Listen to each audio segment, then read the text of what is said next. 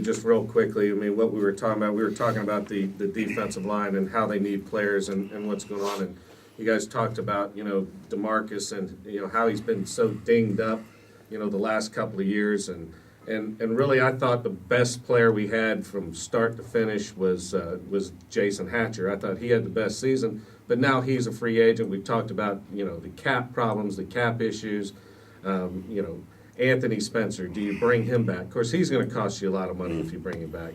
I mean, or do we just – I think they just need to concentrate in the draft. Get young, get fast, maybe try and find a big guy in the middle in the college ranks and bring him in. Well, I don't know what they're going to do, Doc. I tell you the truth, man. It's going to be that type of offseason for the Cowboys to see where they go. I don't think they can afford Jason Hatcher. I think there'll be a market out there for him. And he's already said, hey, at 32, I got to go with the money. I got to go for it. I don't blame him. And what keeps you here in Dallas other than that beautiful stadium, all the anemones of living in the Metroplex? Sure, all that's great.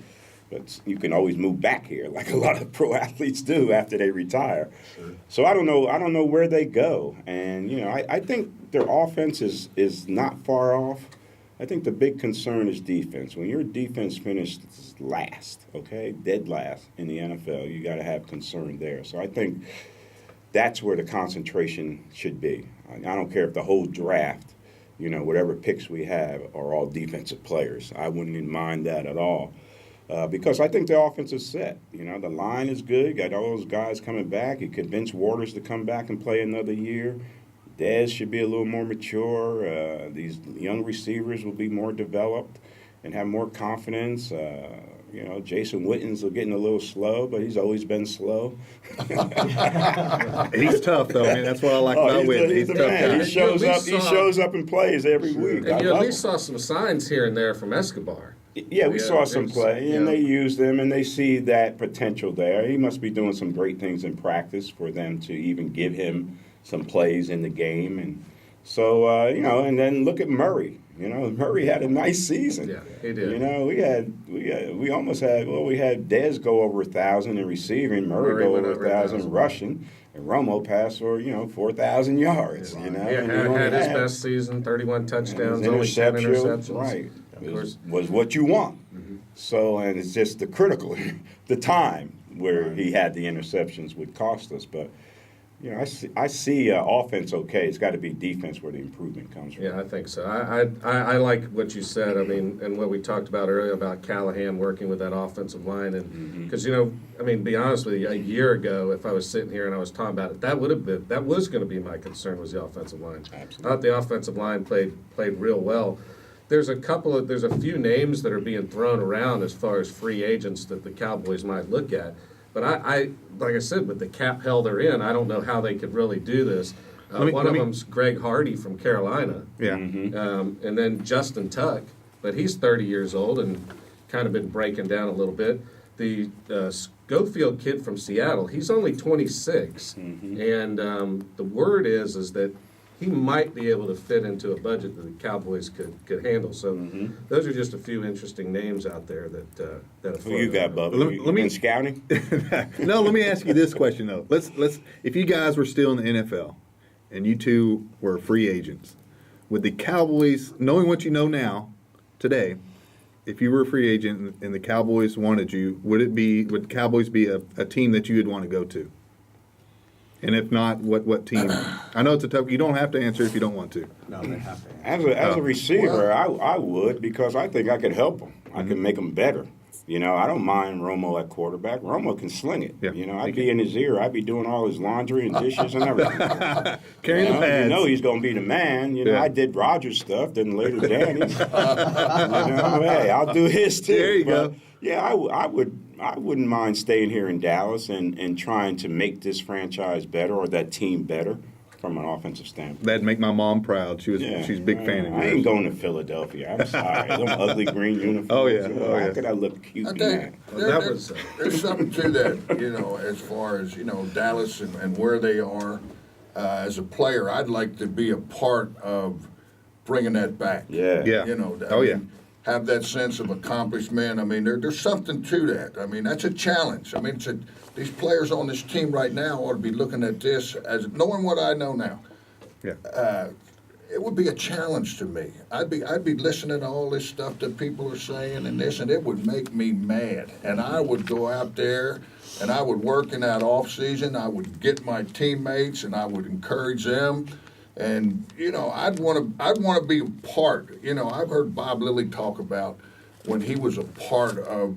They were yesterday's heroes and the Cinderella team, and you just see when he talks about it how enlightened he is when he talks about being a part of bringing that Dallas Cowboys to America's team. Yes. And if I was on that team today, I'd look at history.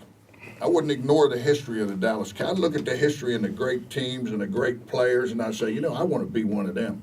I wanted, when people talk about the Dallas Cowboys 10 or 15 years from now, I want them to talk about me being a part of bringing this thing back to the top, and Let me ask you this: Do the Cowboys bring the alumni back to truly talk?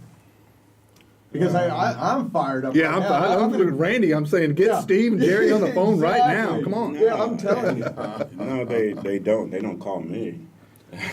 I would like to just get a one-on-one with the receivers and take them out on the field. I don't care about let that coach Dooley coach the assignments. Sure. Let me help him get carry out that assignment.